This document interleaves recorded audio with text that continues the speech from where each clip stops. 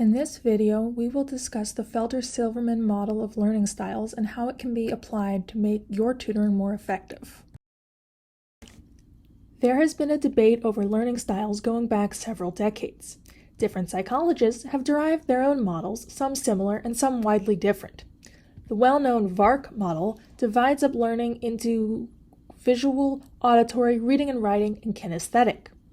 The Kolb experiential learning cycle describes a process consisting of doing, feeling, watching, and thinking, in colloquial terms, or experimentation, experience, observation, and conceptualization. The Herman brain dominance instrument suggests that everyone has 4 selves within them: rational, experimental, feeling, and safekeeping.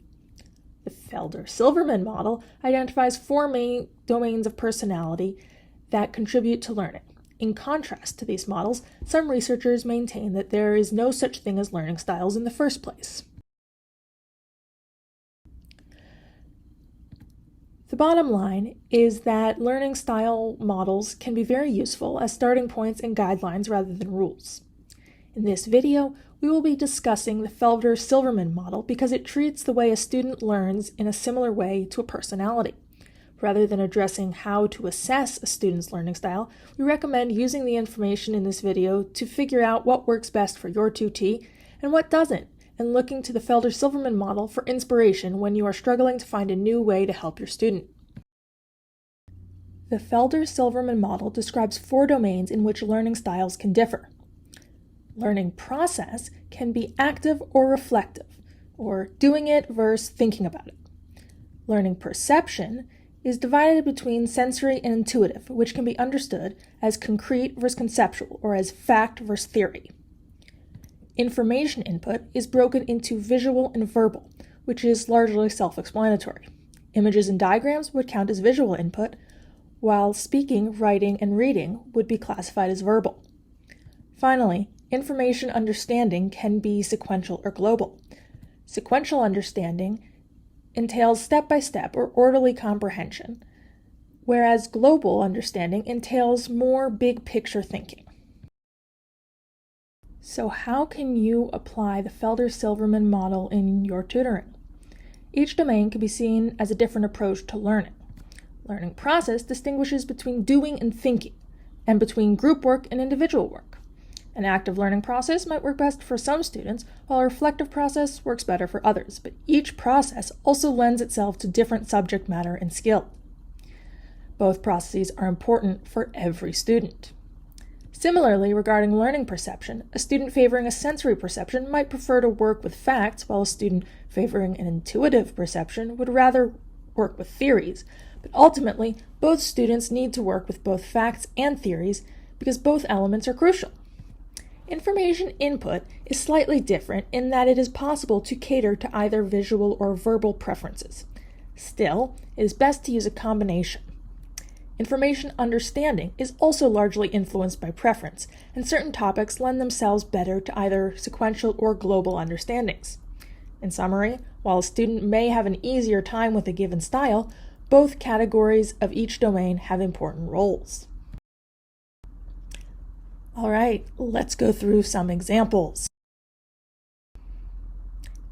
In theory, all 4 domains can be used for any subject, but we're going to look at the most salient ones. So, for mathematics, we're going to discuss learning process and information input. A student who is learning to add, subtract, multiply, and divide with fractions, both active and reflective approaches can be useful. An active learning process would involve using blocks or small toys to explore adding or subtracting one fraction from another. Take 10 blocks, find half, 5 blocks, and add 1/10, 1 block, to figure out that 1/2 plus 1/10 equals 6/10 equals 3/5. Alternately, a reflective approach to dividing fractions might involve teaching your student the rule when dividing with fractions: flip the second and multiply, and talking over with them why it works that way. Help your student figure out that dividing by 1/2 is the same as multiplying by 2.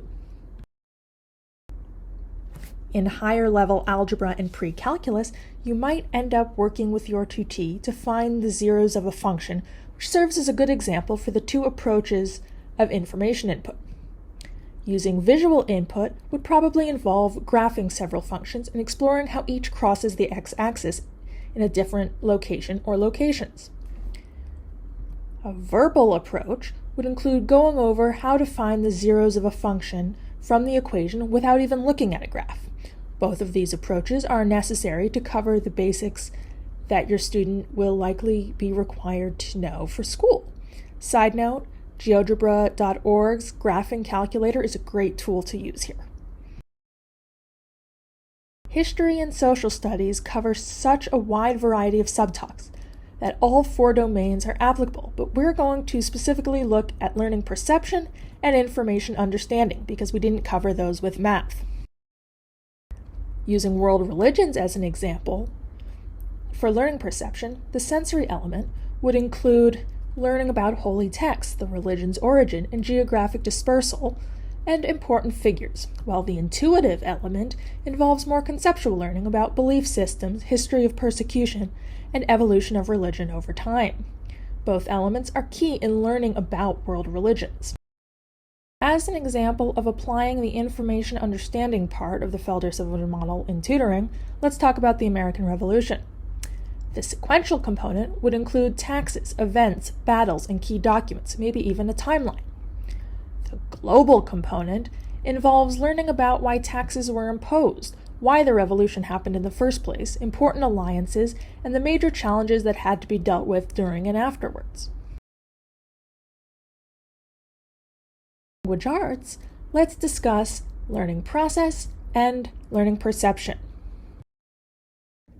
Literature analysis is a key skill that students spend many years learning. An active approach to analyzing a text might include asking your tutee to teach you or having them produce examples modeling the elements in the source text. A reflective approach would involve writing short chapter summaries or having discussions about the way a thematic element comes up throughout a text. Learning about grammar can be seen through the lens of learning perception domain of the Felder Silverman model. A sensory approach would mean learning about parts of speech, the rules of conjugation and sentence structure, perhaps memorizing the exceptions. An intuitive approach would entail exposing the student to material from which they can pick up on the rules and exceptions subconsciously. While one approach might work better for a given student, it is important to use both so that your tutee gets a well-rounded perspective. The sciences encompass so many different fields that there are a myriad of examples for each of the 4 domains of the Felder Silverman model. But we're going to discuss information input and understanding specifically. Let's explore how you can help a student learn about the TCA cycle with the different forms of information input. The process is represented visually in this image, courtesy of Wikipedia. Alternately, a student could describe the cycle verbally. However, the best approach is perhaps to combine the visual and verbal input. This can be done by helping your tutee draw out their own visual representation of the TCA cycle from a description given in class, or by having your tutee explain the cycle orally using a diagram as a basis. In physics, the study of force and motion can be viewed through both sequential and global lenses. A sequential lens might include Newton's laws, key equations, and the different types of forces. In contrast, a global approach would include real-world applications, free body diagrams, and multi-step word problems for older students. In physics particularly, combining sequential and global elements is key because the sequential elements lack context without the global elements, and the global approaches require a student to put together the sequential elements to get big picture understanding. In summary, each domain of the Felder Silverman model is unique and important. Learning process addresses different ways someone can digest material, while learning perception defines means of taking in information. The information input domain focuses on the form in which information is presented, and information understanding describes how material can be organized. Some subjects lend themselves more to one domain or method than others, but comprehensive learning necessitates using a combination. Teaching is more than imparting knowledge, it is inspiring change. Learning is more than absorbing fact, it is acquiring understanding. William Arthur Ward. Background research for this video relied primarily on the following sources. Thank you for watching.